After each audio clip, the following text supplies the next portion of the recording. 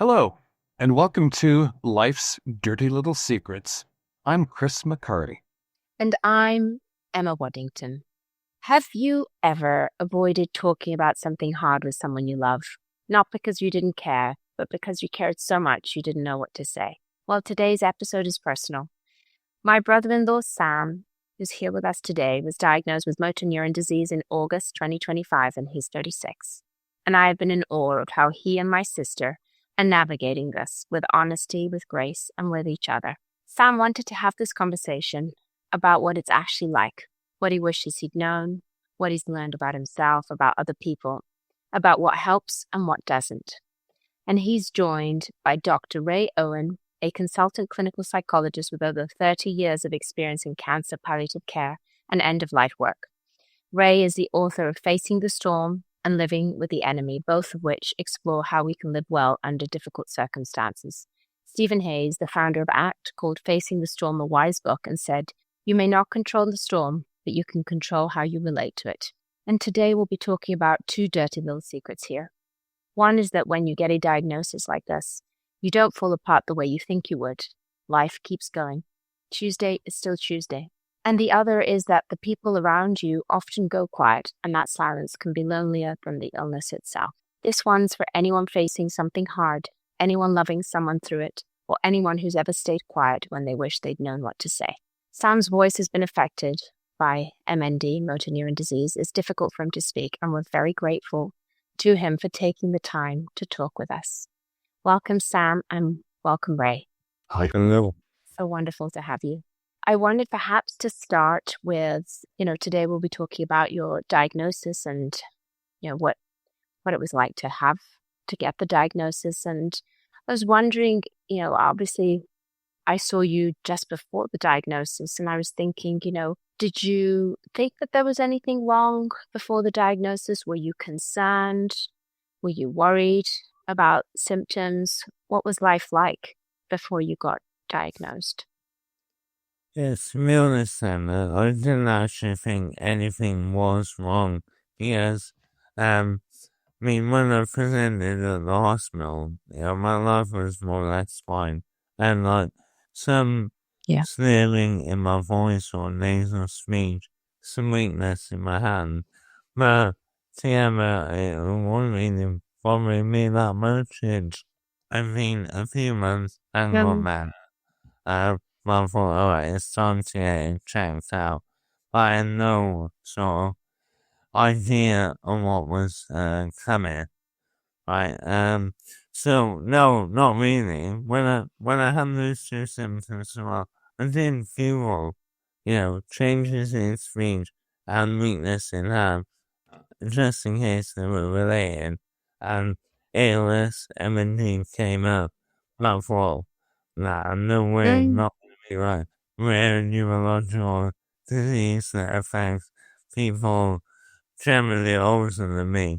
So I was on the radar, but I told myself, don't worry about that, it's unlikely. So it didn't come as quite a big shock when I got diagnosed. Yeah, I can just imagine. I mean, I remember, because we saw each other, obviously, that summer, and I remember talking to you and, talking about those two symptoms, your weakness and, some of the nasal. I remember that we thought it was something in your sinuses. Yeah. And never did we think it was in any way related. And certainly I never thought, it could be ALS. And I also remember the day you got diagnosed. Obviously we were here in Singapore, and I think it's important, to for our listeners, and if it's helpful for others, to talk about, what was that? I just can't imagine what that moment was like for you. And Anna, could you share what that was like?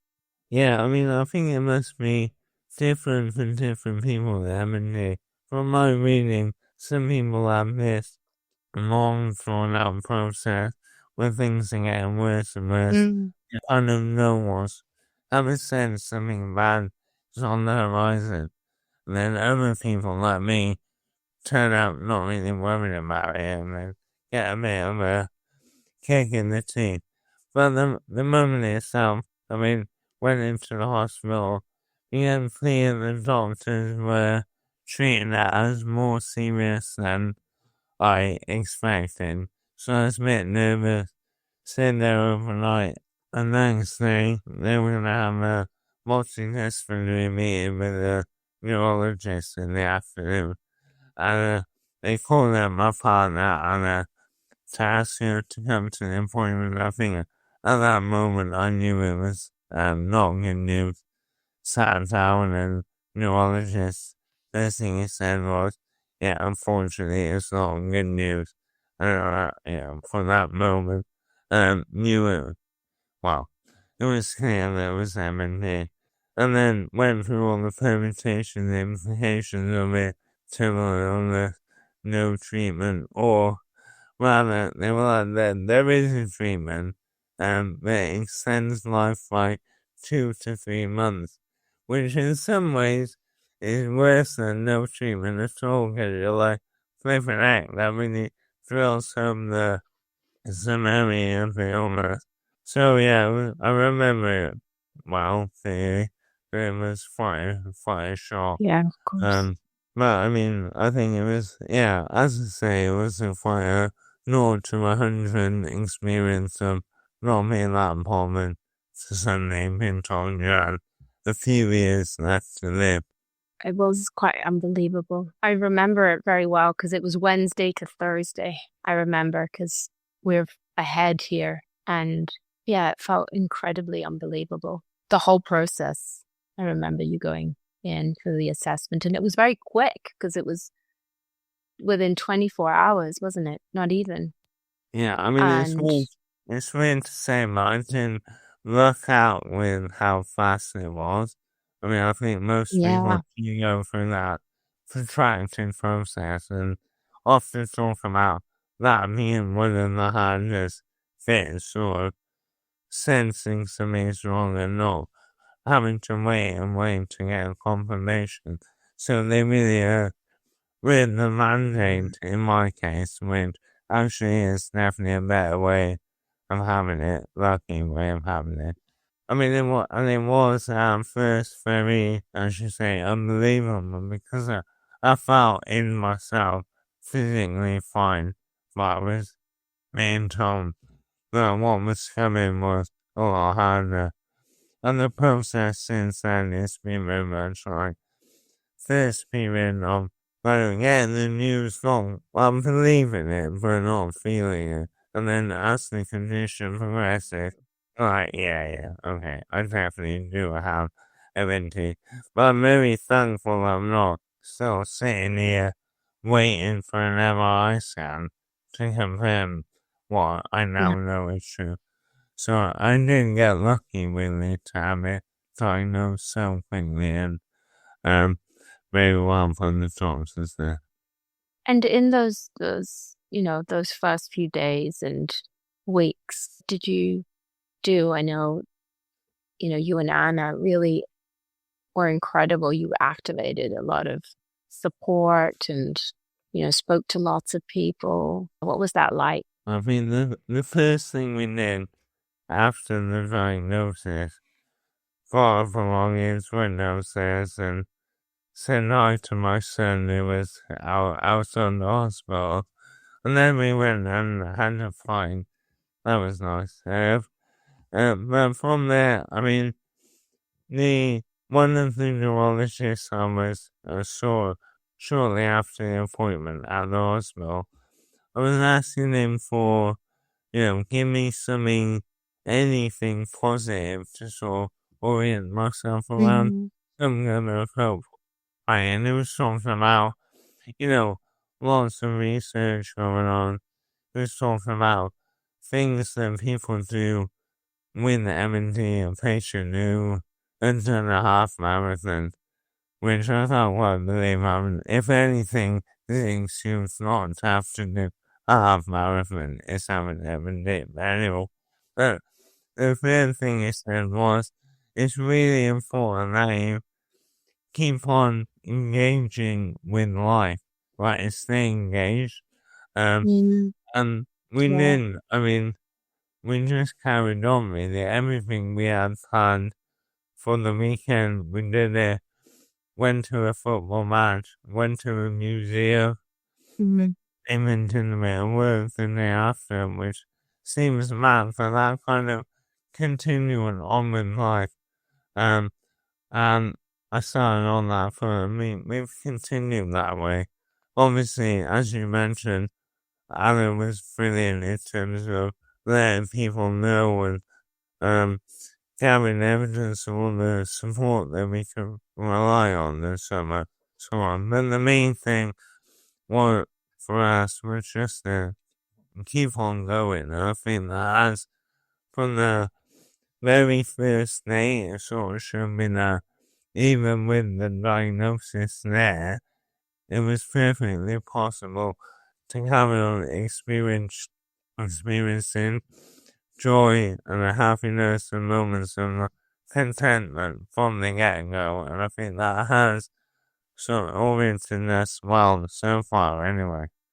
I've been in awe of that with you, and that's been a big lesson for me that I, have seen you and Anna. Life does go on, and you've been incredibly good at that. You've continued, like you said, to go to the football matches, and you've continued to embrace the normality of the day-to-day, which is quite incredible, I think. I could see how you could get really quite frozen and stuck. Yeah, I think that is what that neurologist meant by keep on engaging with life. Not that I was doing it because he had recommended that, but I can see how sage that advice is. Yeah, just keep the purpose going. Is that what you've seen, Ray, as well? Is that what you've recommended in these early stages? I think what Sam, you've been describing and what your neurologist said to you, clearly is how we would hope people can manage to be. It's a bigger reach for some people, and that sometimes is kind of part of the work that's ongoing. Your neurologist had clearly seen a lot of people have that experience, and that's one of the vital bits, isn't it? Is having some contact with people who are just familiar, not just with the cells and the neurons and the medications or whatever, but just the lives of people with any given condition. Because otherwise, like, the diagnosis is the biggest thing in the room, and it's the only thing in the room. Yeah. And what you want is people who recognize the significance and the severity of it, and simultaneously recognize that, and there is a match tomorrow. What would be the reason for not going to the match tomorrow? And for some people, they may come at some point, at a time when you can't, but that day is not today. So if we are saying, go do all these things because somehow it's a distraction, well, even that would be cool. That would be fine. But what I'm hearing from you, Sam, is that it's, no, it's because this is what life's made up of. And I'm here today. I can do this today and I can do this tomorrow. And I may need to find slightly different ways of doing stuff at some point. And here we go with that. So long answer to your concise question, Emma. But then, psychologist, that's inevitable. Yes, I think that is what people move towards. And sometimes it's a bigger ask for a variety of reasons. I would say also having at the time 8-month-old baby helps with that, because of course with an 8-month-old baby, life don't just carry on happening. You can't put it on pause, It keeps you tethered in the present, and of course brings a lot of joy regardless. That's so true. Yes, they're very much of the present moment, aren't they, small children? Exactly. And that removes the option of being completely in our heads and completely in the future. Inevitable as it is that some of our time we're in our heads and some of our time we're in the future. And you can get caught up, stuck in, the diagnosis being the biggest thing, because it is such a big thing. And having your little man, who is just simply divine, we're all a big fan of him, is almost calling you into the presence, and just wanting to have the fullest life with him. I was just wondering, I think, like Ray said, it takes skill. I think this ability to put one foot in front of the other, to be in the moment, for life to go on, like your neurologist said, sounds like a great idea, but in practice can be very hard. And I'm just wondering what is helping you to do that? Because it is very skillful. Can see how easily we could not be doing that. Yeah, I mean, I wish I had a clear answer to it, but in terms of what was helped me, I have reading about basically testimonies or experiences of people living with MND ALS and still living rich, fulfilling lives. Sometimes in circumstances when they can't speak, they can't move, but they clearly are still getting a lot out of life and giving a lot back. That for me has been probably one of the most motivating things I think. And now that is, it's not really through sort of formal channels like MNTA, the main UK channel. They have some case studies which are good, but not many. To be honest, mainly it's been through reading online forums. Also, Reddit or the MNTA forum, where it's basically a huge accumulation of testimonies. Many of them understandably quite bleak. People are struggling a lot. But in amongst that, you do read of people who are really just so impressive and inspiring purely through training advice on the forum.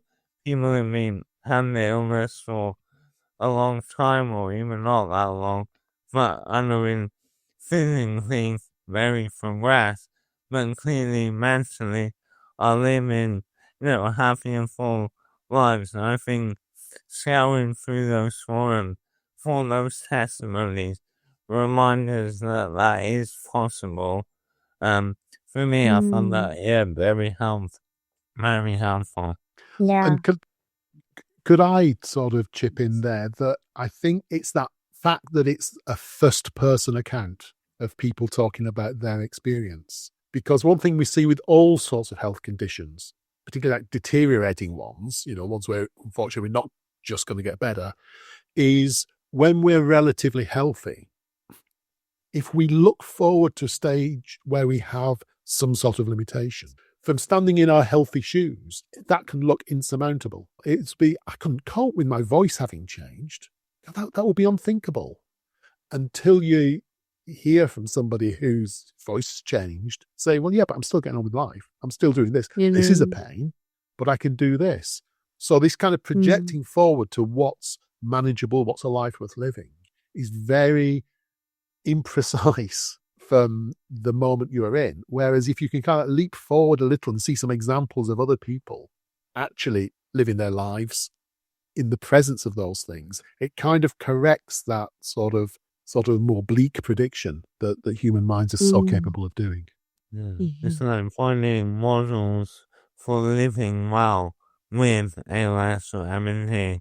You can find all sorts of people having a very bad time, but there are also people having a good time, and just knowing that there is the possibility of having a full life with MND, even though it's far from guaranteed, that helps a lot. It's something to hope for and aspire to. I think that's also true for so many challenging situations where over the decades I've worked with many families where the child gets an autism diagnosis, or I spent enough time working in, Children's Hospital in Seattle, where all kinds of conditions, leukemias and whatever, show up in the life of a family that they weren't expecting. And from that healthy position, as you say, Ray, you think about these things, you say, how would I ever, I don't know how I would cope with that. But then when you are in that situation,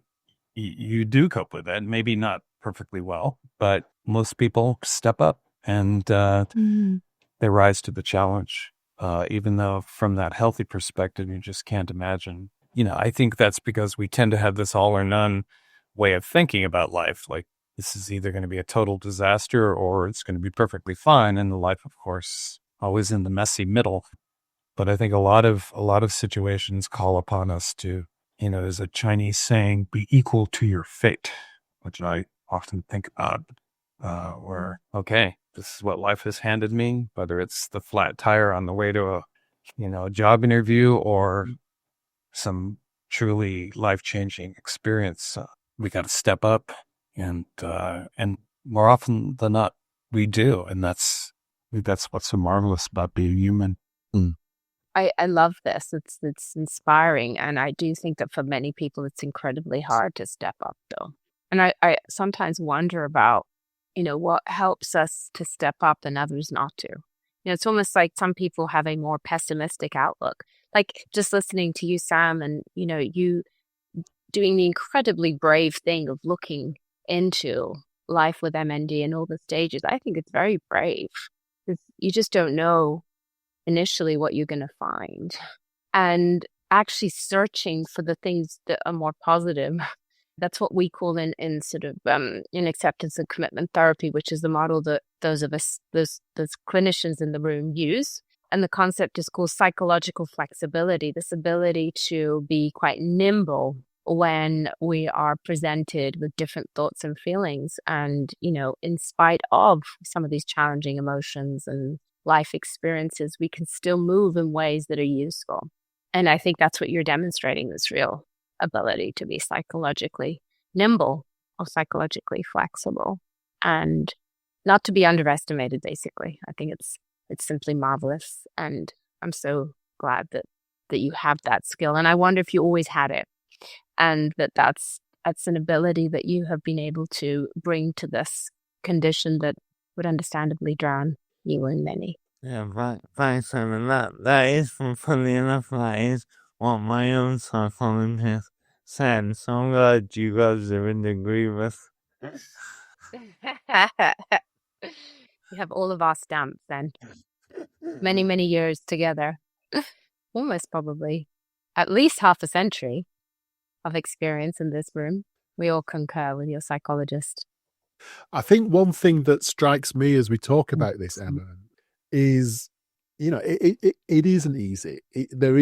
I don't think there is a simple recipe for handling big life changes well. It depends so much on the path we've walked throughout our entire life, what circumstances we find ourselves in.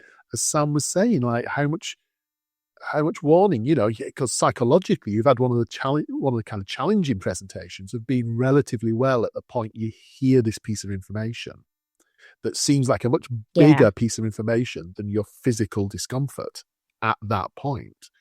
Whereas, of course, some people have been banging on doors trying to get a diagnosis for years.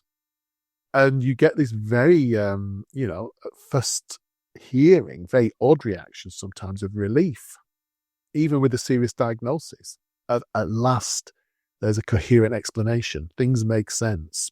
Mm-hmm. I'm not imagining it and people don't think I'm imagining it.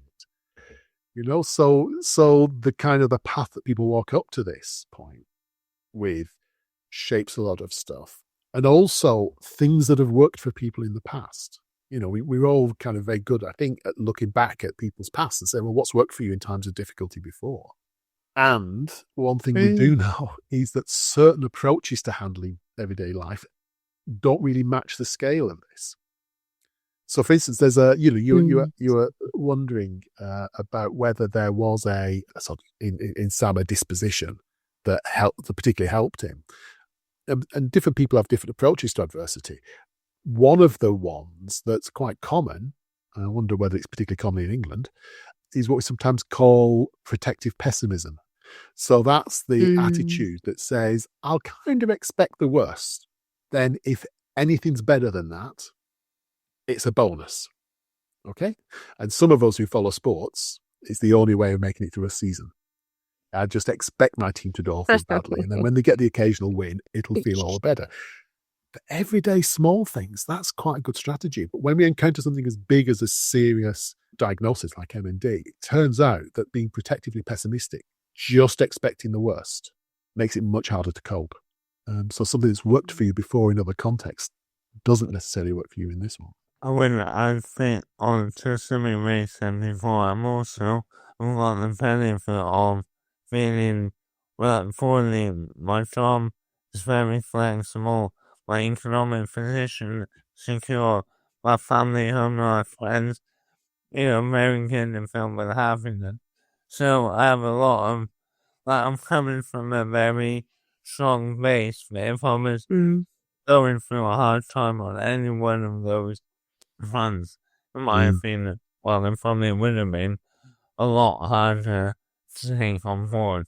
But it's coming from a position of a lot of happiness and content that makes it certainly gives me more of a buffer. Yeah. But perhaps that your natural disposition already, right? I think. And that does help. I'm wondering, I think the sense of purpose feels really important. And coming from the sort of acceptance and commitment therapy sort of lens that we sort of often use, understanding what is important and use that to guide us in a day-to-day life. Like it feels like it's been a real anchor for you, and that would make a lot of sense. Is there any other thoughts about what advice you would have liked to have had in those early days that you can give to somebody else who's sort of been thrust or kicked in the teeth, like you said? On the first point, again, I think having a very young child sort of clarifies what's the point of the rest of my life, what is to be as sort of present and not to sound glib, but as positive as possible to create as good a childhood for my son as possible. So it clarifies things in that sense, certainly. Anything else that I would find I found useful on this is a very basic tip, but I'm really enjoying meditating over the last few months. Never done it before, never went anywhere near it, to be honest, but I can't remember where I came across the idea, but I started it, and what I like about meditating is in relation to MND, while my physical conditions are getting worse and worse, every time I do something, go for a run or whatever, I'm setting a new personal worst every time, right? So that's getting worse. However, with meditating, it's something that I can, no impediment from my abilities, I can get better and better. Can excel. In fact, it's probably a benefit because it's harder for me to move, which is good for meditation.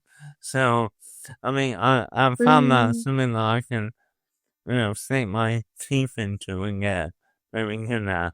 It's been nice. And more importantly, I've enjoyed just sort of expanding my mental space with that.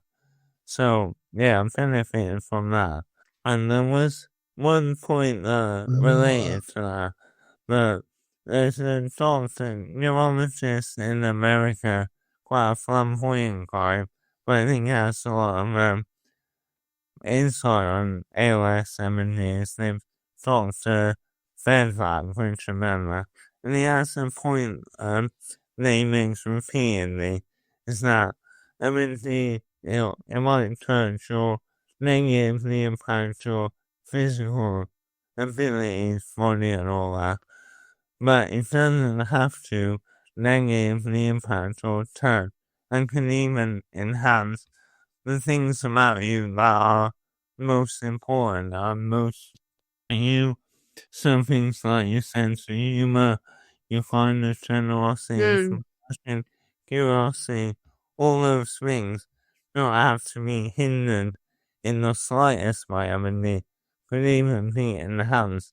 And that ideally could actually continue to to develop in a positive way. But core parts of yourself is also quite, I found that idea quite uplifting. I'm finding this conversation quite uplifting in a way that I didn't expect it to be. It's like you're inspiring, Sam. I live my day and I don't think about, how to, enhance my experiences and, how to feel more, get more humor or, sharpen my focus. And it's tickled me in a way to hear this.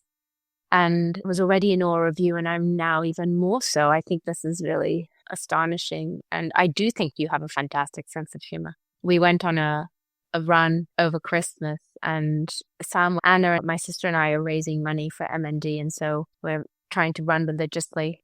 And so Sam came along with us, and it was so sweet watching you run. And, I think you mentioned that you thought you probably looked a little bit like an ogre because of the way you were moving your arms. And it just warmed my heart. But I thought what you said was also adorable.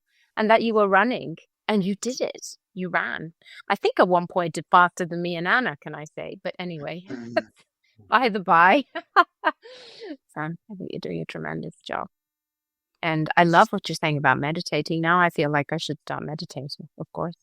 I want to get the experience too. And you're absolutely right. Like the mind isn't going to go anywhere. Yeah, I think I would have always liked meditating, but without a terminal diagnosis, I would have never bothered. So they were similar like me. Do you find that, Ray, with others with chronic and terminal illness? Is meditating something that's quite common? I think it certainly can be. There's lots of people. Cultures throughout the world have known that variations on what we might today call meditation have seemed to do people good, like throughout human history. So it's no new discovery, is it? And the fact that in what we might call Western healthcare, we've got somewhat clearer about the benefits in the last 30 or 40 years, means that at least that the encouragement into it can come through that channel as well as through more traditional cultural and faith-based approaches. I like what you said, Sam. Logically, we're amenable to it anyway. I think lots of people are. Lots of people kind of get it, but we live these kind of lives where, there's never quite time for it. And it takes something that makes us think, hang on, I've got to do something here. That makes us sort of begin to consistently do a thing, meditation in this case, that we might never otherwise have done, and then enjoy the benefits that you are enjoying. And I don't know what your meditation experiences are like, Sam. I think we should also point out that very often, it's not all whale music and sunshine and puppies and I feel great through doing this. Sometimes meditation brings us face to face with our pain, and learning to make room for that within meditation can be such a benefit for making room for it in other places in our life. It's like a skill, really, that you're building that is useful outside of. We talk about it a lot with a lot of our clients, and I've certainly tried to meditate many, many times. And like you say, Ray, we just don't find time. Isn't it incredible? It reminds me, we had a conversation a couple of months ago with Robin Walser and Manuela O'Connell, and we talked about living with death and how obviously they didn't share about it having a terminal illness as far as I know, but they talked about how it's being reminded about our mortality is a form of meditation, and they use it in the Buddhist tradition as a way to awaken us to this moment. Yeah, it certainly helps sharpen my priorities in life. Spend less time getting annoyed by stuff that previously would have wound me up. Wow. As we were preparing for this conversation, I was thinking about what is it like to be, with friends and family. I can imagine that often people don't want to talk about your diagnosis, that they don't know what to say. I work with a few people who have terrible illnesses or have had a terrible loss or whose children are very ill, and they find themselves feeling really lonely because people don't want to talk about their pain or their sadness, or it feels like they're a burden to others and they can start to isolate. But I know that you obviously, you haven't, and you're here talking to us. And have you found that? How have you navigated that? Yeah, absolutely. I think across the board, pretty much everybody has been being great about it. It might not be like all you want is to be able to just go through condition as and when, but integrate it as part of a normal conversation, not having a conversation in the interlocutor to take on a different, mannerism, tone of voice, or whatever. You just want to be free to talk about it and then carry the conversation on to something else, And from my experience, for a lot of people, it'll be new if they don't have that experience of sort of interacting with somebody with a terminal illness or approaching death. But even if it's so unfamiliar to them, again, from my experience, people just pick it up. I haven't really got a vote to wind with people not responding the right way or not saying the right thing. I've been lucky enough that pretty much everyone has just been fantastic in allowing those conversations to happen, but not letting them sort of dominate your interaction. So Yeah. yeah, again, I think I'm being lucky, but I think overall all it is that if somebody does seem a bit put out or uncomfortable or whatever, it's going to be because they have no experience or practice on talking to somebody who's got a terminal illness, and I'm sure that when they have, that we can pick it up easily enough over time. Yeah. You're very compassionate towards others. I think the fact that you feel quite comfortable. Yeah, you're pretty forgiving when you got a terminal illness anyway. Life's too short for that. Oh, that's so sweet. Do you find that, Ray, that people do feel quite lonely, and that I think Scott, you're very skillful because you make people feel very comfortable talking. Yeah. You I know, mean, the again, fact that we're here today. yeah, again, it's that interaction between the individual and the situation, isn't it? Different individuals may respond in a different way, and the people that are around may be responding differently. So it's kind of hard to say, yeah, there is this one way, kind of, which is right. Sam, as you were saying, the thing is, we don't really know what's going on inside other people's heads. And, sometimes the person who isn't willing to, or who is kind of dodging the issue or even avoiding the person, we can't upfront know what that is.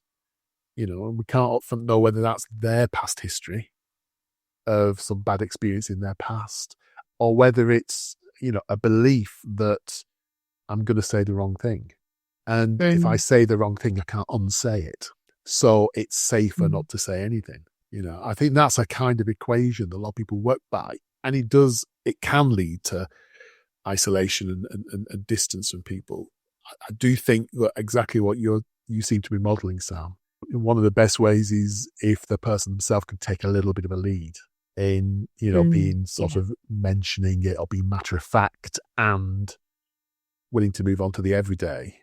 Because I think people often fear that by making any recognition of it, they're going to be launched into a very deep conversation that they feel unequipped to have. And I think when people sort of model the balance of, this is what's going on for me. And it was a real pain yesterday when, and it's something fairly everyday, people realize quickly that they can cope with that. So the person who's ill taking a bit of a lead in what they need and how they want to talk about it is often the best way. That makes sense. Is there anything that's been easier than you had imagined? Yeah, in some ways, when you get the diagnosis, my expectations are so low that, I'm friendly out and filming with pretty much everything on some level is a little bit easier than your sort of immediate response to it, where it's like the worst you forget away in terms of life carries on. But I've been surprised by, I guess, how I have so far anyway, adapted to the obstacles that have come up for them in life completely floored me.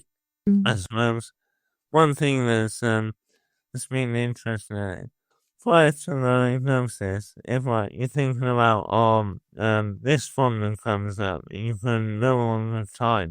Well, try this and that with your keyboard, that'll let you type for maybe 1 or 2 months.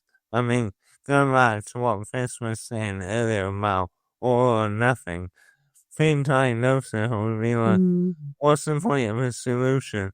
Well, it only lasts from 1 to 2 months. It's not even worth it.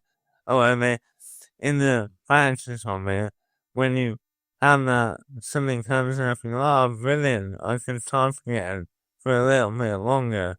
You do embrace it and you're not thinking about how time limited it is.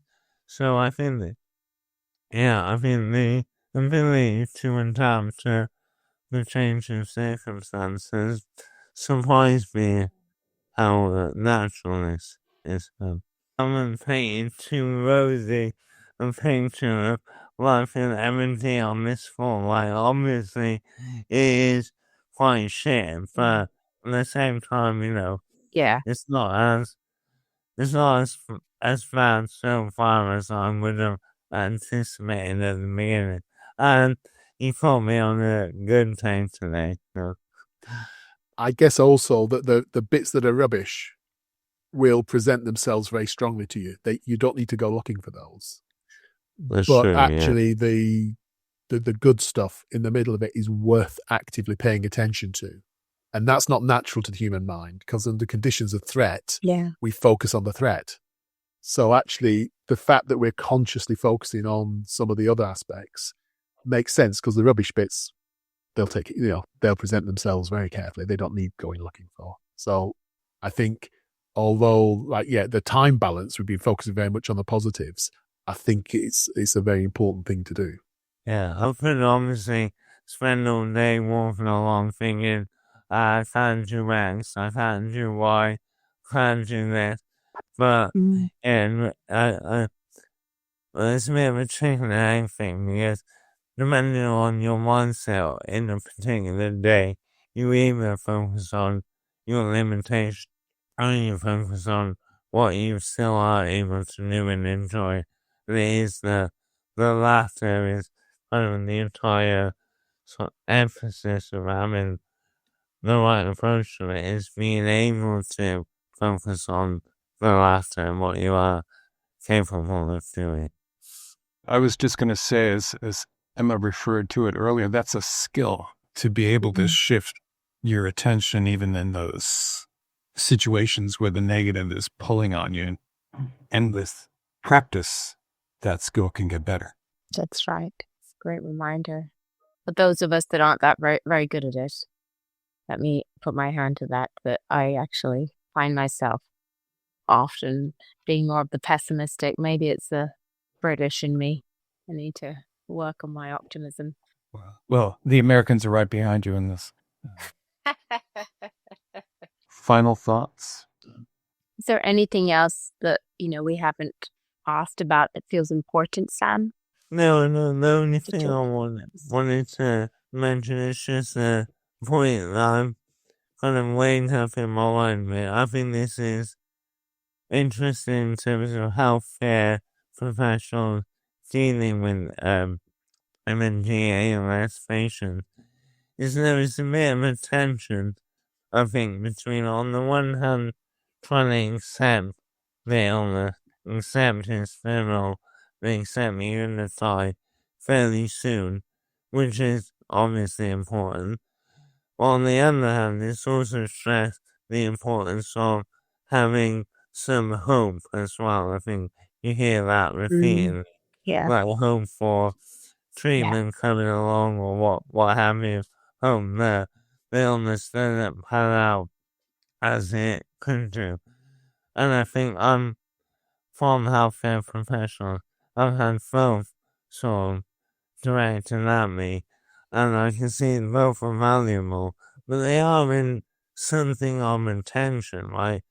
If you're focusing on accepting your impending death how do you square that with hoping for that not happening, if you know what I mean? So I don't have an answer or any particular insight on that, but it's been a recurring theme in terms of how I've been thinking about the illness. It just seems like a tricky circle to square. Do you have any thoughts, Ray? One way that I think some people think about this, and I may have talked about this in the previous conversation on here, is it can be a little bit like being in a canoe, being carried down a river. And, we're trying to look ahead and we're hoping that we can steer towards sort of the green fields and the pleasant side. We're also aware that there's a sort of a less pleasant destination up ahead as well. And the thing is, we don't really get to control the way the currents are, even though we try and paddle, we try and do the right things. But to focus on just one or the other, probably not always that helpful. To be able to do I really hope for this and I'm working towards this. And as I suspect you have done, Sam, allowing yourself to let the other thoughts in enough to say, what do I need to do? If the canoe is going that way, what do I need to do? What do I need to do about, my son and all this kind of stuff in case that's where we're heading? And also maintaining, you say, hope. What do I need to do in order to improve symptomatically or treatment-wise things in that way and not lose that bit of hope? So it's kind of like the both and, isn't it? You're absolutely right about the tension, but it's a dynamic tension in that it pulls both ways and can sometimes hit a kind of equilibrium. It's interesting. In another model that some of us use, dialectical behavior therapy, we talk about, the tension, the dialectic between acceptance and change. There is always a tension between what we need to accept and what we need to change. But without acceptance, there can be no change. Yeah. And if we replace change with control, it's the same thing. Yeah. What we can control and what we can't. As we're having this conversation, it's bringing to mind so many of these sort of human processes, so many of the things that make us human, no matter what lives we're living, whether we're alive with a terminal illness or not. I think, Sam, you're teaching me a lot about, values and how to focus on what matters. The very things most of us struggle to do on a day-to-day basis without a diagnosis. And it's the reminder that, no matter what we're facing, the struggles can be quite similar in a way, which is very core to the model that we practice. Well, certainly our responses to these situations are similar, even if the situations themselves can be quite varied. And we can get into categorizing them in terms of levels of difficulty or whatever. But for some people, just getting up in the morning is, a huge struggle. I've worked with people with mental health conditions that, just getting up in the morning and tying your shoes can send them, back to bed because it's just too much. I think there are a lot of commonalities in terms of how do we approach what life is throwing at us. And it is, I think, focusing on the moment that it's that tipping point. What am I going to pay attention to right here, right now? What's the direction I'm going to choose right here, right now? Just to echo something that's come throughout, and it's been said different ways at different stages, that all of our time is limited, that all of us face challenges. A diagnosis like this brings it into sharp focus and makes us choose and makes us do things in the way that Sam is doing. And some of those choices are things that we can learn from and try and apply, even if we're in the more luxurious position of possibly not being ill and possibly having further ahead to look at, as much as any of us ever know that. I've learned a lot. I think I might go and sit on my meditation cushion. It's inviting me. And I'm going to hit my to-do list really hard. I'm sure there's plenty on it. Oh, yeah. Wow. And have much potential for avoidance. Thank you, Sam. Thank you so much. This is humbling. And we really, really appreciate your willingness to come on and talk about all this stuff. Cheers. Well, I mean, Yes. I'm really enjoying the conversation. So, yeah, thanks for inviting me on there, Matt. Again. Oh, of course. Thank you, Ray. Thanks for the work you do. Absolute pleasure to be here. Thank you for inviting me. It's been great to meet Sam. Likewise, Yes. Ray. Really. Well, thank you all very much. All right. Well, be well. Thank you. Thank you.